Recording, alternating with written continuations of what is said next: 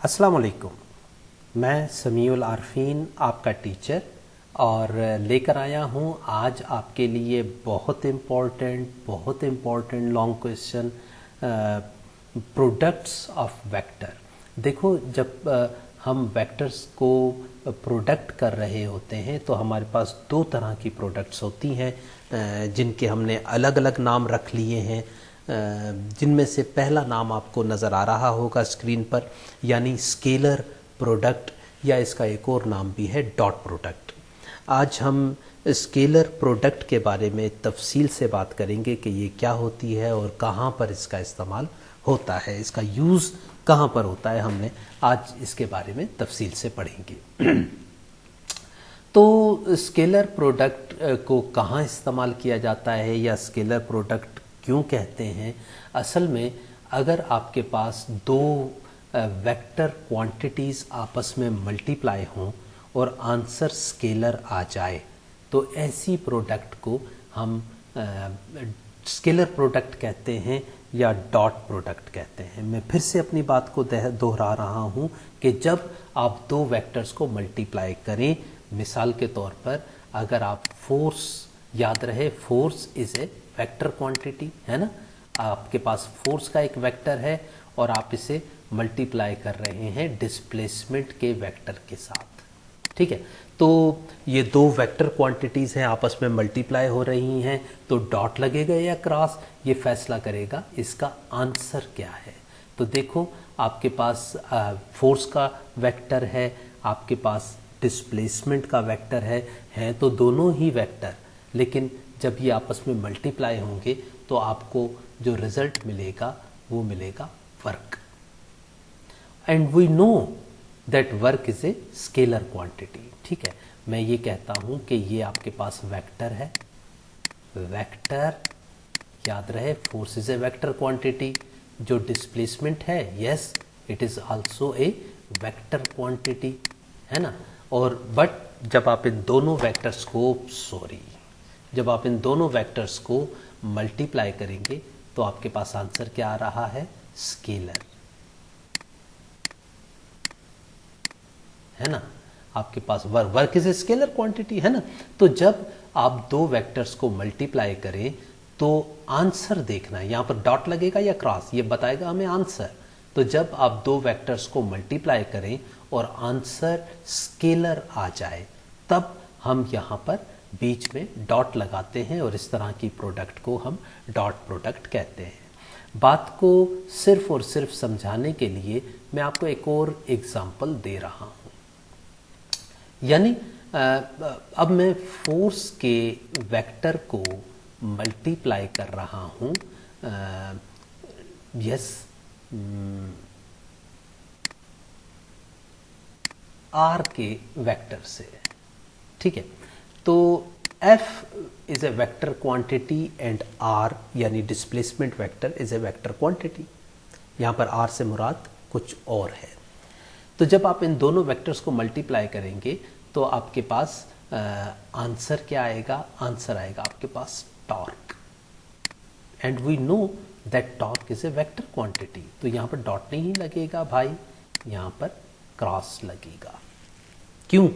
क्योंकि अब जब आप दो वेक्टर्स को मल्टीप्लाई कर रहे हैं तो यहाँ पर डॉट लगेगा या क्रॉस, ये फैसला करना है आंसर ने कि आंसर क्या आया है, और आंसर आपके पास वेक्टर है, लिहाजा अब आप यहाँ पर क्रॉस लगाएंगे और इस तरह की प्रोडक्ट को आप कहेंगे क्रॉस प्रोडक्ट। इसकी बहुत ज़्यादा एग्जांपल्स हैं हमारे पास। मैग्नेटिक फोर्स की एग्जांपल है एफ क्रॉस वगैरह वगैरह, अभी मुझे याद नहीं है, मेरे जहन में नहीं आ रही और हम इसको डिस्कस भी नहीं कर रहे।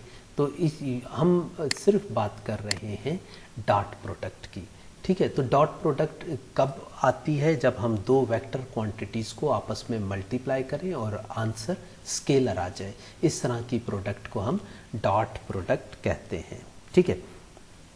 अगर मैं इसको ओपन करूं तो हमेशा डॉट प्रोडक्ट में एफ डी कॉस थीटा लगती है, ठीक है। कॉस थीटा ही लगेगी, साइन थीटा नहीं लगेगी। क्यों? इसकी वजह इसकी वजह को हम अभी डिस्कस कर लेते हैं। तो देखिए, जब आपके पास वर्क या जब आप दो वेक्टर्स को मल्टीप्लाई करते हैं तब आपके पास हमेशा कॉस थीटा ही क्यों लगता है, साइन थीटा क्यों नहीं लगता। इसको एक एग्ज़ाम्पल से हम साबित कर सकते हैं। ओके, एग्ज़ाम्पल क्या है कि एक दिन अगर जब आप अपने घर जाते हैं तो आपकी मम्मी कहती हैं कि बेटे ये एक ब्लॉक है या पेटी है या मट्टी है। मट्टी किसे कहते हैं? जिसके अंदर आप आटा रखते हैं, ठीक है। तो कोई भी कंटेनर है किचन का जिसको आपने उठाना है और आपकी मम्मी ने ये कहा है कि इसे इस पॉइंट P पर होना चाहिए, इस पॉइंट P पर। ओके, तो डिस्प्लेसमेंट ये है इस तरफ को, जबकि आपने क्या किया, इसे उठा लिया, यानी फोर्स आपने लगाई इस डायरेक्शन में। ओके, तो क्या कोई वर्क हुआ? अब आपके पास दो ऑप्शंस हैं, work is equals to F D cos theta, एक एग्जाम्पल, एक फार्मूला ये बनेगा, या दूसरा बनेगा एफ डी साइन थीटा, ठीक है। Okay, yes, F for example आपने फोर्स लगाई थी 50 न्यूटन की, जबकि आपके पास डिस्प्लेसमेंट जो है वो आया 5 मीटर का डिस्प्लेसमेंट आपकी मम्मी ने कहा था, तकरीबन फासला P पॉइंट तक 5 मीटर का है। तब फोर्स आपने लगाई 50 और डिस्प्लेसमेंट आ गया आपके पास 5, जबकि कॉस थीटा क्या बना, फोर्स और डिस्प्लेसमेंट के दरमियान में थीटा क्या बना, 90 डिग्री। तो आप 90 डिग्री लिख दीजिए। तो 50 था, फोर्स 50 थी, 5 0 0, 5 5 25, 250 और cos 90, we know that cos 90 is 0 and work done is 0। ये फार्मूला कह रहा है कि वर्क डन 0 है। तब ये फार्मूला क्या कह रहा है? देखो, फोर्स की जगह फोर्स की वैल्यू लिखोगे, आप 50 लिखेंगे बिकॉज आपने फोर्स ही इस एग्जांपल में 50 न्यूटन लगाई है। डिस्प्लेसमेंट 5 है और साइन यहाँ पर भी, चूंकि डिग्री फोर्स और डिस्प्लेसमेंट यहाँ आना था, है ना, और फोर्स ये लगाई तो 90 डिग्री बन गया। आपने 90 डिग्री लिखनी है और वर्क आपके पास आ जाएगा 250 times sine 90 is equals to 1 होता है और 250 आंसर आ गया। आप ज़रा देखो, थ्योरेटिकल आंसर्स तो हमारे पास दोनों आ गए, बट प्रैक्टिकली क्या ऐसा मुमकिन है? अगर एक आदमी फोर्स ऊपर लगा रहा है, ऊपर की तरफ लगा रहा है और डिस्प्लेसमेंट चाहता है कि वो इस तरफ आ जाए, तो क्या ऐसा पॉसिबल है? हमारा ये फार्मूला कह रहा है नहीं, ऐसा पॉसिबल नहीं है, आंसर इज 0। बट साइन वाला आंसर हमें कह रहा है हाँ आंसर आ गया, जो कि गलत है। यही वजह है कि हमारा साइन थीटा पर आंसर गलत आता है और कॉस थीटा पर स्केलर क्वांटिटीज़ का आंसर सही आता है। यही वजह है कि हम यहाँ पर स्केलर क्वांटिटीज़ के साथ कॉस लगाते हैं। एक और एग्जांपल इसी चीज़ को। ओके, अब यही ब्लॉक है, आपकी मम्मी ने कहा बेटे इसको P पॉइंट पर, यानी इस पॉइंट P पर ले जाओ। तो अब आप इसके ऊपर जोर लगा रहे हैं इस तरफ को, ठीक है, फोर्स लग रही है इस तरफ और डिस्प्लेसमेंट क्या है इस तरफ 5 मीटर का, और फोर्स कितनी है 50 न्यूटन की, ऐसे ही है। अब हम दोबारा से उन्हीं बातों को दोहराते हैं, यानी वर्क लिख देते हैं बराबर है एफ डी कॉस थीटा के, और वर्क बराबर है एफ डी साइन थीटा के, ठीक है, साइन थीटा के।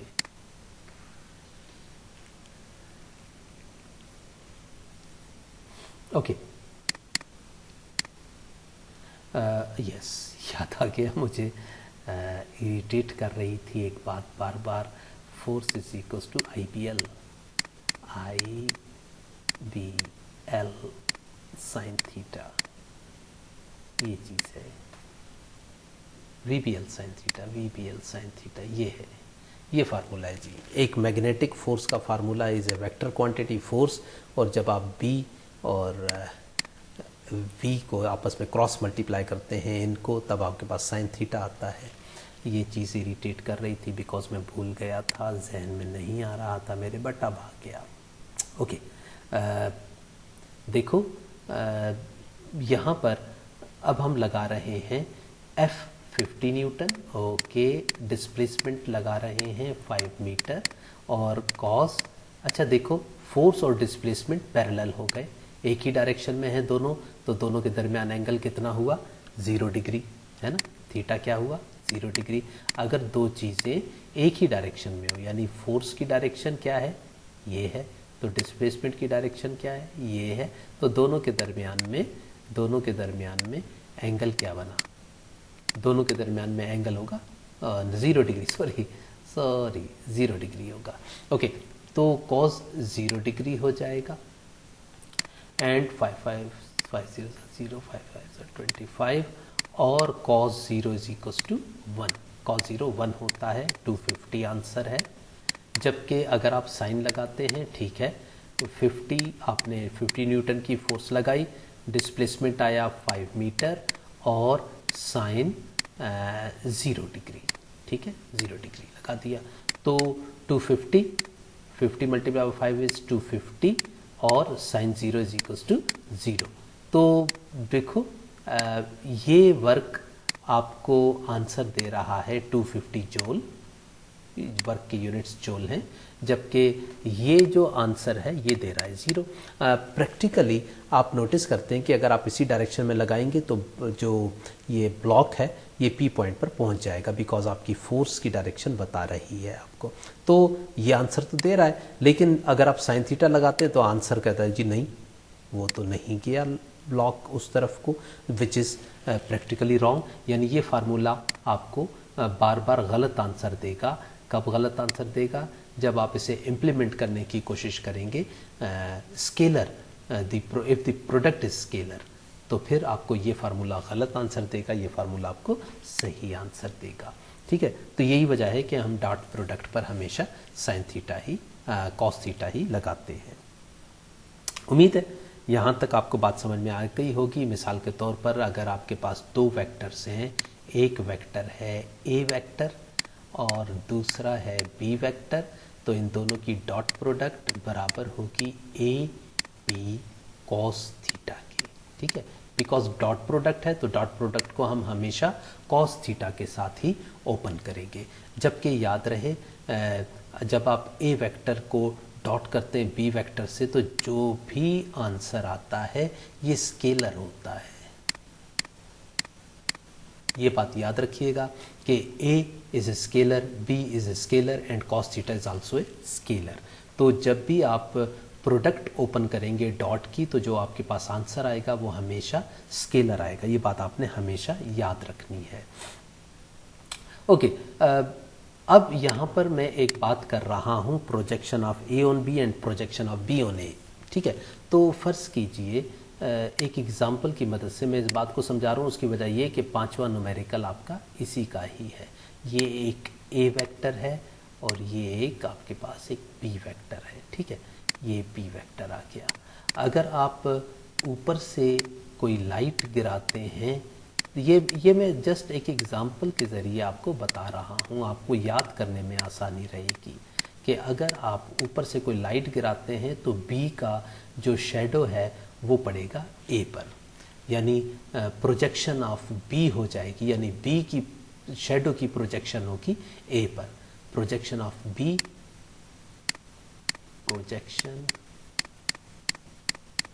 Projection of B on A, projection of B on A is equals to B cos theta।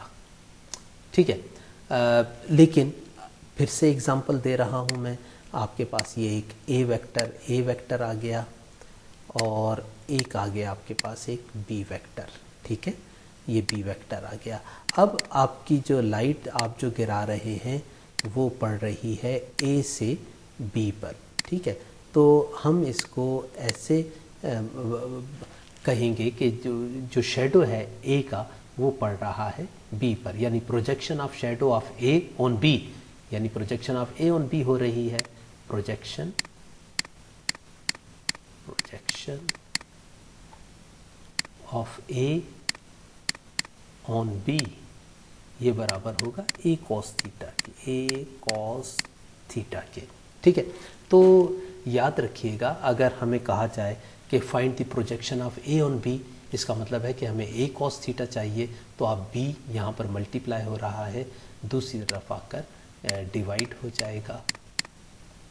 A vector B dot B vector times B का magnitude. याद रहे मैंने अभी आपको बताया था कि ये इसमें ये तमाम चीज़ें मैग्नीट्यूड से, तो बी का मैग्नीट्यूड नीचे आ जाएगा तो आपके पास आ जाएगा ए कॉस थीटा, और ए कॉस थीटा ही तो होता है projection of A on B. अगर आपको याद हो अभी थोड़ी देर पहले मैंने आपको ये बनाकर बताया था कि projection of A on B is equals to A cos theta. 5वें न्यूमेरिकल में वो ये पूछ रहे हैं कि ए कॉस थीटा फाइंड करके बताइए, यानी वो ये कह रहे हैं कि find the projection of A on B. अगर projection of A on B है तो इसका मतलब है कि हमने फाइंड करना है ए कॉस थीटा, और ए कॉस थीटा फाइंड करने का ये फार्मूला होगा। और अगर वो कहें प्रोजेक्शन ऑफ बी ऑन ए तो just be cos theta find करेंगे, और बी कॉस थीटा का फार्मूला इसके बिल्कुल उलट होगा। ओके, उम्मीद है यहाँ तक तो आपको अच्छे से समझ आ गई होगी। आगे चलते हैं, कैरेक्टरिस्टिक्स पढ़ लेते हैं।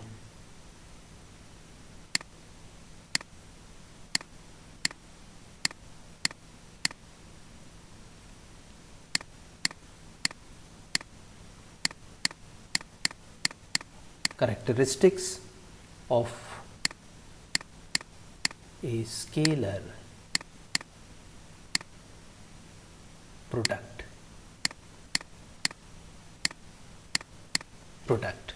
characteristics of a scalar product। याद रहे कि इसकी जो पहली कैरेक्टरिस्टिक है उसमें हम ये कह रहे हैं कि ए वेक्टर को अगर डॉट किया जाए बी वेक्टर से, और अगर इनकी पोजीशंस को तब्दील किया जाए, यानी बी वेक्टर को पहले ले आए और डॉट करें उसे ए वेक्टर से, तो आंसर सेम होंगे। क्यों? उसकी वजह यह कि जब आप ए को बी से मल्टीप्लाई करते हैं तो आंसर आता है ए बी कॉस थीटा, और ए बी कॉस थीटा क्या है? A B cos theta is a magnitude.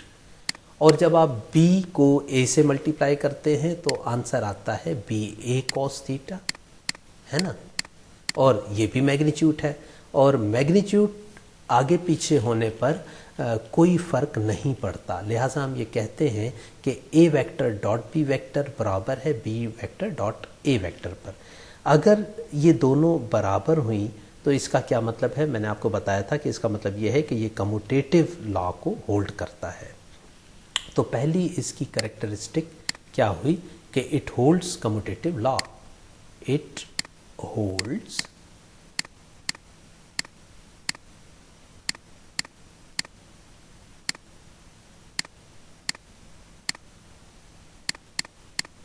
Commutative law. ठीक है, ये कम्यूटेटिव लॉ को होल्ड करता है। अच्छा, दूसरी इसकी प्रॉपर्टी क्या है? इसकी दूसरी प्रॉपर्टी ये है कि अगर स्केलर प्रोडक्ट दो परपेंडिकुलर वेक्टर्स की हमेशा ज़ीरो आंसर देगी। क्या मतलब है इसका? इसका मतलब ये है कि अगर आपके पास दो वेक्टर्स आ जाते हैं, एक वेक्टर हॉरिजॉन्टल है, ये वेक्टर मैं इसको नाम दे रहा हूँ ए वेक्टर का, और एक और वेक्टर ले लेते हैं, मैं इस वेक्टर को नाम दे रहा हूँ बी वेक्टर का। आप नोटिस करेंगे कि इन दोनों वेक्टर्स के दरमियान एंगल 90 डिग्री है। मैं जानता हूं कि अगर मैंने इनको डॉटली मल्टीप्लाई करूंगा ए वेक्टर डॉट बी वेक्टर, तो अभी तो बताया जब भी डॉट लगाते हैं आप इसे खोलेंगे तो हमेशा कॉस के साथ ओपन होगा, यानी ए बी कॉस थीटा। ठीक है, तो यस, ए का आंसर जो मर्जी आए हो, बी का आंसर जो मर्जी आए हो, लेकिन जब आप कॉस थीटा की जगह 90 डिग्री लगाएंगे, बिकॉज ये परपेंडिकुलर है ना, ये दोनों वेक्टर्स, ये जो बॉक्स बनाया, बॉक्स का मतलब क्या होता है कि ये 90 डिग्री है। तो जैसे ही आप 90 डिग्री पुट करेंगे, ए बी ये जो मैग्नीट्यूड्स हैं इनका आंसर जो मर्जी आए हो, cos 90 इज इक्वल टू 0। तब ये आपको आंसर 0 मिलेगा। इसका मतलब यह है कि अगर आपके पास दो वेक्टर्स परपेंडिकुलर होते हैं तो उनकी डॉट प्रोडक्ट हमेशा 0 आंसर देगी। ठीक है, ये बात आपको समझ आ गई? ओके, तो उम्मीद है यहाँ तक आपको बात समझ आ गई होगी। लेकिन अगर आपके पास दो वेक्टर्स परपेंडिकुलर हैं, पैरेलल हैं, यानी मैं थर्ड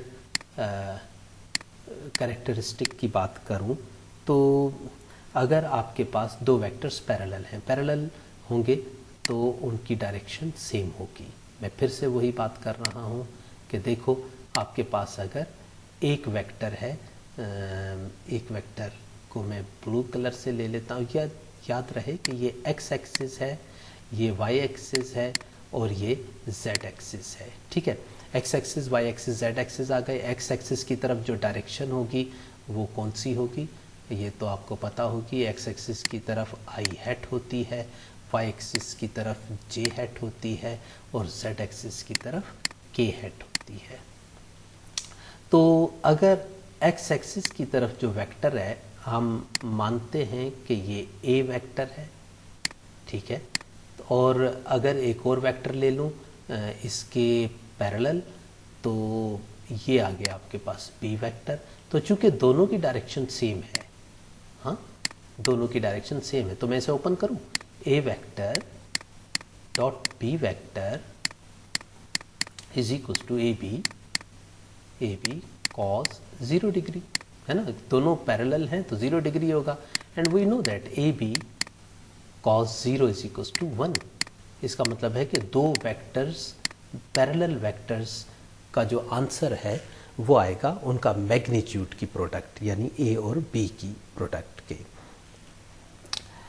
और अब यहाँ पर एक बात और जो आपने याद रखनी है वो है इनकी डायरेक्शन। ए की डायरेक्शन क्या है? आई। बी की डायरेक्शन क्या है? अरे बी भी तो एक्स ही की डायरेक्शन में है, लिहाजा उसकी डायरेक्शन भी आई ही हुई। और चूंकि दोनों के दरमियान एंगल 0 है तो आई डॉट आई 0 एंगल क्या आंसर देता है? 1 देता है, तो आई आई इज इक्वल टू 1। इसी तरह से अगर दो वेक्टर्स ऊपर की तरफ हुए तो दोनों चूंकि पैरेलल हैं, इनके दरमियान एंगल 0 होगा, तो j dot j is also equals to 1। क्यों? क्योंकि हम कॉस लगा रहे हैं ना, डॉट प्रोडक्ट ओपन होगी। इसी तरह से k dot k is also equals to 1। ये बात याद रखिएगा, आई आई जे जे के 1 होते हैं डॉट प्रोडक्ट में, लेकिन आई आई जे जे के 0 हो जाते हैं क्रॉस प्रोडक्ट में। तो डॉट प्रोडक्ट के आंसर क्रॉस प्रोडक्ट से बिल्कुल उलट हैं, इन्हें हरगिज मिक्सअप नहीं करना आपने। हाँ, अब अगर एक वेक्टर, फॉर एग्जांपल एक वेक्टर मेरे पास इस तरह से है, मैं अगेन नया फ्रेम ऑफ रेफरेंस बना लेता हूँ सिर्फ बात को समझाने के लिए। देखो आपके पास ये where is the pointer, there is X I hat है, वाई जे हैट है और जेड के हैट है। ठीक है, अगर आपके पास एक वेक्टर ए इस तरफ को है जबकि दूसरा वेक्टर बी ऊपर को है, तो इनके दरमियान में एंगल क्या आ गया? 90 डिग्री आ गया, है ना। तो अब ए की डायरेक्शन क्या है? ए की डायरेक्शन है आई, डॉट करेंगे इसे बी की डायरेक्शन से, बी की डायरेक्शन है जे, है ना। तो चूंकि कॉस इनके दरमियान में 90 आ गया और कॉस 90 0 आंसर देता है, तो आंसर आएगा 0। यानी perpendicular I dot J is equal to 0। इसी तरह से J dot K is also equals to 0 and K dot I is also equals to 0। ये बात याद रखिएगा, ये इसकी कैरेक्टरिस्टिक्स हैं, इसकी प्रॉपर्टीज़ हैं कि अगर डायरेक्शन सेम हुई, आई आई J J K is equals to 1, but I J is equals to 0, J K is equals to 0 and K I is also equals to 0।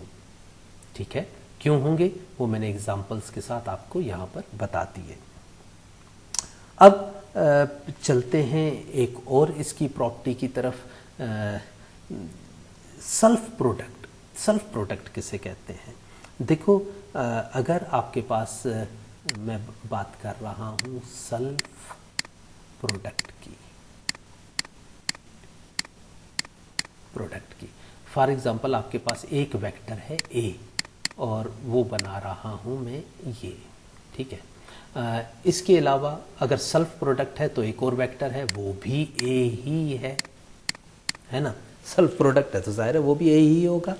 तो और सॉरी, जो डायरेक्शन इस ए की है वही डायरेक्शन इस ए की भी होगी, तो दोनों की डायरेक्शन सेम है। ओके, ये मेरे पास आ, अब मैं इसे डॉटली अगर मल्टीप्लाई करूँगा तो आएगा ए कॉस थीटा कॉस। अब चूंकि दोनों पैरेलल हैं, दोनों की डायरेक्शन एक ही होगी, तो हम इसे कहते हैं पैरेलल। ये दोनों पैरेलल हैं तो इनके दरमियान में एंगल होगा 0 डिग्री, ठीक है। और ए स्क्वायर है ना, और कॉस 0 किसके बराबर होता है? कॉस 0 बराबर होता है 1 के।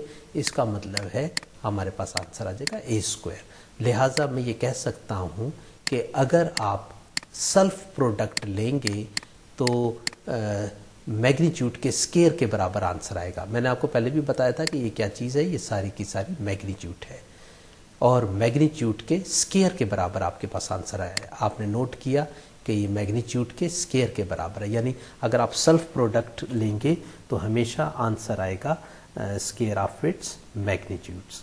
अब आखिरी बात कर लेते हैं इसकी प्रोडक्ट की यानी मल्टीप्लिकेशन की, प्रोडक्ट लेने की, मल्टीप्लिकेशन की। तो मल्टीप्लिकेशन इसकी बहुत आसान है। मिसाल के तौर पर आपके पास एक वेक्टर है ए, मैं लिख रहा हूँ इसे ए एक्स आई प्लस ए वाई जे, जबकि एक और वेक्टर है, बी वेक्टर है आपके पास, वो ले लेता हूँ मैं बी एक्स आई प्लस बी वाई जे। ओके, ये दो वेक्टर्स हैं, मैं इन्हें मल्टीप्लाई करना चाहता हूँ। तो जब मैं इन्हें मल्टीप्लाई करूँगा तो ए वेक्टर डॉटली चूँकि मैं डॉट प्रोडक्ट की बात कर रहा हूँ तो इसे डॉटली मल्टीप्लाई करूँगा। ए वेक्टर की जगह लिखें आप ए एक्स आई प्लस ए वाई जे और डॉट लगाएं, और बी की जगह बी की वैल्यू लिख दें जो कि है बी एक्स आई प्लस बी वाई जे, ठीक है। अब मैं मल्टीप्लाई करने का तरीका बहुत आसान है। क्या? सिर्फ और सिर्फ आपने x की वैल्यू को x की वैल्यू से मल्टीप्लाई करना है, यानी a x b x। अब i और i, we know that i dot i, क्या आंसर आएगा? हाँ, i dot i is equal to ये रहा, i dot i is equal to 1, है ना।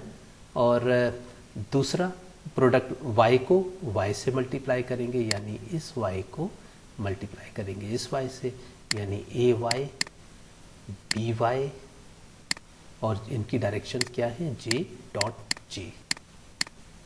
ओके, आंसर क्या आएगा? ए एक्स बी एक्स प्लस ए वाई बी वाई। इसका मतलब ये है कि जो प्रोडक्ट है वो बिल्कुल सिंपल है, यानी जब आप डॉट मल्टीप्लाई करते हैं तब आप x की वैल्यू को x की वैल्यू के साथ और y की वैल्यू को y की वैल्यू के साथ मल्टीप्लाई करते हैं और आपका आंसर आ जाता है। डॉट मल्टीप्लाई करना बहुत आसान है, डॉट प्रोडक्ट लेना बहुत आसान है। तो इस जो रूल हमने आज पढ़ा डॉट प्रोडक्ट का, बहुत सिंपल था। डॉट प्रोडक्ट को हम स्केलर प्रोडक्ट भी कहते हैं। दो वेक्टर्स को जब आप मल्टीप्लाई करते हैं और आंसर स्केलर आ जाए तो इस तरह की प्रोडक्ट को हम डॉट प्रोडक्ट कहते हैं। जबकि अगर दो वेक्टर्स को आप मल्टीप्लाई करें और आंसर वेक्टर क्वांटिटी आ जाए तब आप इसको क्रॉस प्रोडक्ट कहते हैं। क्रॉस प्रोडक्ट आज हमने नहीं पढ़ी, आज हमने डॉट प्रोडक्ट को तफसील से पढ़ा। कॉस थीटा लगता है डॉट प्रोडक्ट के साथ हमेशा, उसकी वजह साइन थीटा हमें गलत आंसर देता है। डॉट ही लगेगा हमेशा। इसकी एग्जैक्ट ये वजह तो नहीं है, ये वजह तो कुछ और थी जिसको मैंने एक्सप्लेन नहीं किया, क्योंकि उसको मैंने इंशाल्लाह एक्सप्लेन करूँगा टॉक में। यहाँ पर ज़रा सा आपको बता देता हूँ कि इसकी क्या वजह है यहाँ पर, कि क्यों लग रहा है, वो कॉम्प्लिकेटेड हो जाएगा। बस ये एक एग्ज़ाम्पल की मदद से मैंने ये समझाने की कोशिश की आपको कि साइन थीटा नहीं लगेगा, कॉस थीटा लगेगा। लेकिन यहाँ पर याद रखिएगा कि effective component in the direction of displacement अगर होता है तो वो कॉस थीटा होता है। उसके बाद हमने इसकी प्रॉपर्टीज़, करेक्टरिस्टिक्स के बारे में पढ़ा, तमाम करेक्टरिस्टिक्स को डिस्कस कर लिया, इसकी प्रोडक्ट लेने का तरीका भी देख लिया। तो उम्मीद है यहाँ तक कोई सारी बातें आपको समझ आ गई होंगी। लेकिन अगर नहीं समझ आई, आपने झिझकना नहीं है, बिला झिझक मुझसे रब्ता कीजिएगा, कमेंट्स में मुझसे पूछें, मैं आपको एक्सप्लेन कर दूँगा। अगर कोई बात आपको अभी भी तंग कर रही है, परेशान कर रही है, तो आप बिला झिझक मुझसे रब्ता कर सकते हैं। अगली वीडियो तक इजाज़त दीजिएगा मुझे। अल्लाह हाफ़िज़।